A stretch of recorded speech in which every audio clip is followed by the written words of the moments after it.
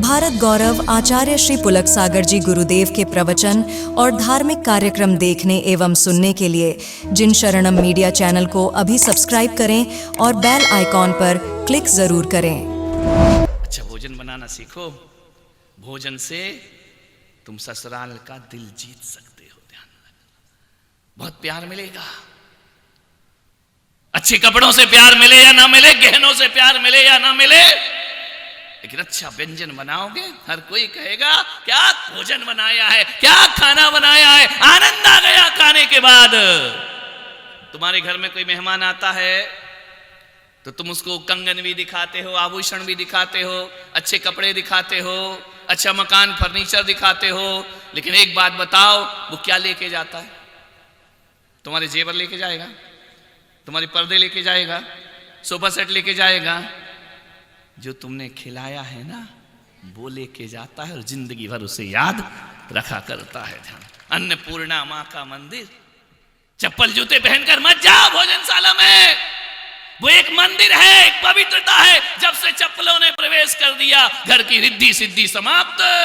बातें मैं वही करूंगा छोटी छोटी जो तुम्हारे घरों में घट रही। कल एक अम्मा जी आई, बारे महाराज तुम बड़ा अच्छा बोलते हो। मैंने कहा तो क्या कहना चाहती है? बोले ये बात बताओ, तुमको इतनी बातें आती कहां से है?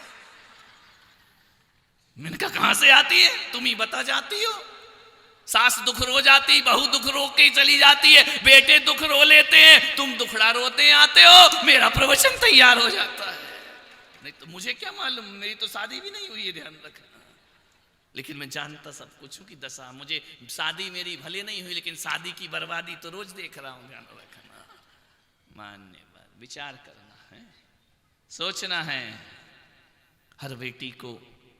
और आज के इस युग में मां बाप से कहूंगा कि अकेले पराठे ही नहीं, बेटियों को कराटे भी सिखाइए, अपनी सुरक्षा स्वयं कर सके। ध्यान रखना, आज स्थिति खराब है, आज बहुत नाजुक स्थिति है।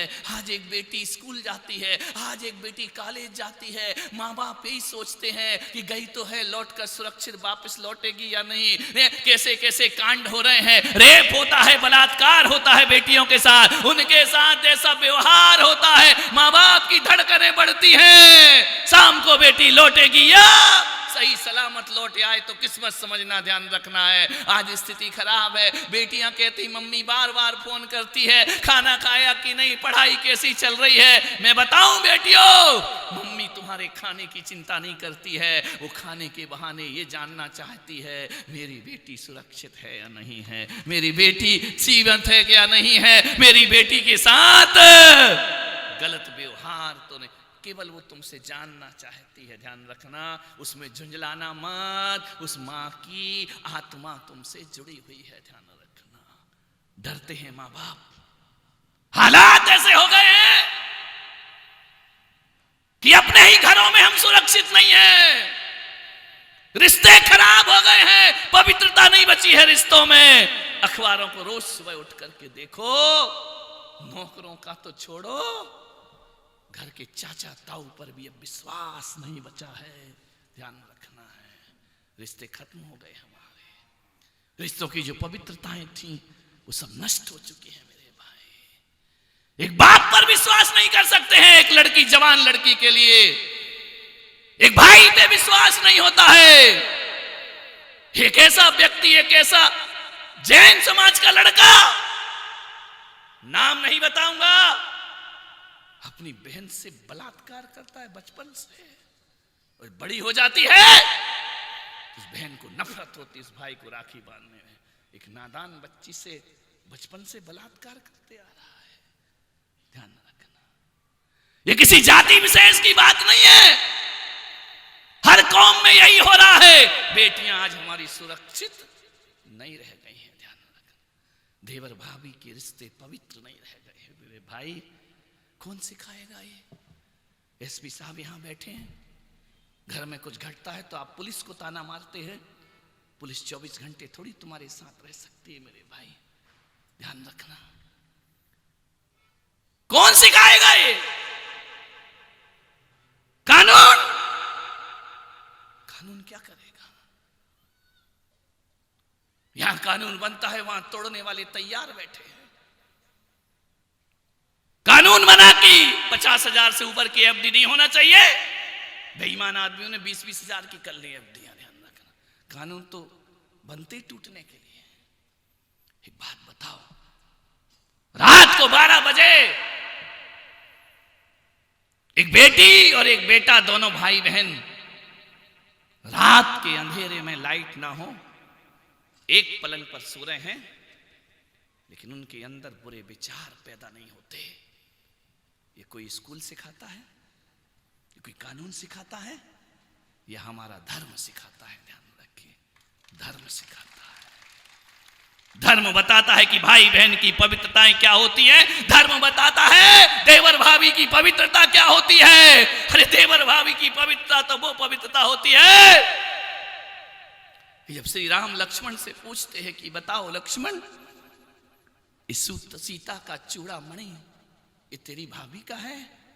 लक्ष्मण सारे गहने देखते कहते भैया मैं किसी को नहीं जानता, लेकिन इतना जानता हूं ये बिछोड़ी मेरी भाभी की है।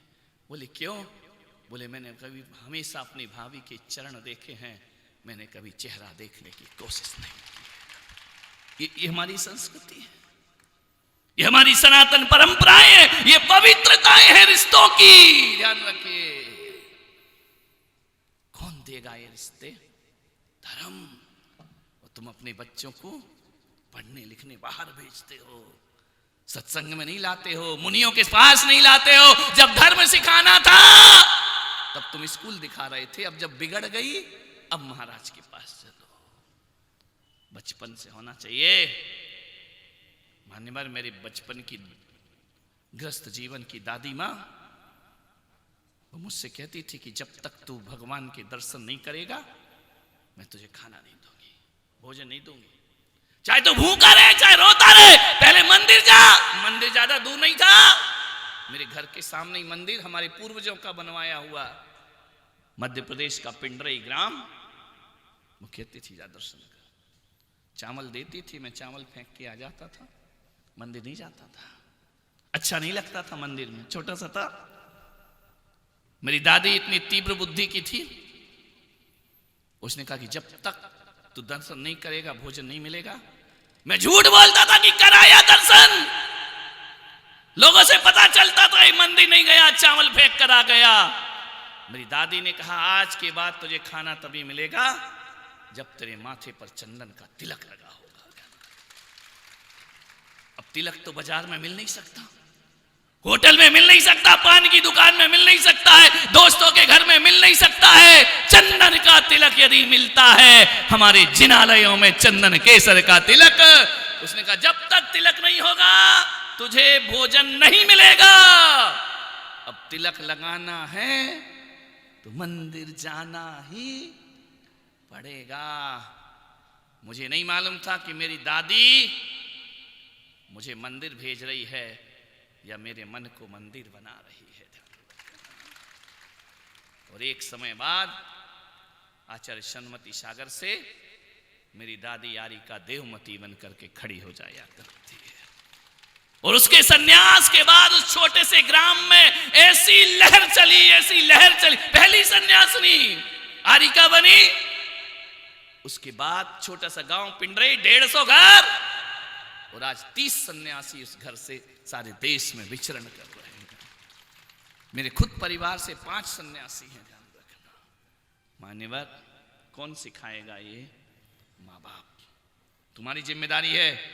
ये धर्म के संस्कार मुझे स्कूल में नहीं मिले हैं, ये धर्म के संस्कार कानून से नहीं मिले हैं, ये धर्म के संस्कार किसी डॉक्टर या टीचर से नहीं मिलते। ये धर्म के संस्कार माता पिता से प्राप्त हुआ करते हैं। अपने बच्चों की जिम्मेदारी आप नहीं निभाएंगे तो फिर कौन निभाएगा?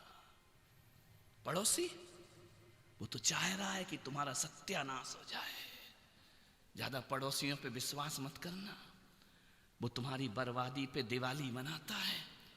ऊपर ऊपर तो कहता है बहुत बुरा हुआ, लड़की भग गई, बहुत ही खराब हुआ। फिर दूसरे पड़ोसी को कहता है अब आई अकल ठिकाने।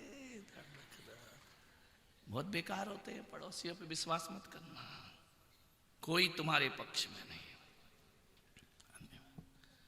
आपसे निवेदन है, बहुत प्यार करो बच्चों को, मैं नहीं कहूंगा प्यार मत करो, बहुत लाड़ करो बच्चों को, लेकिन इतना लाड़ मत करो कि उनका भविष्य बिगड़ जाए, फ्यूचर बिगड़ जाए उनका।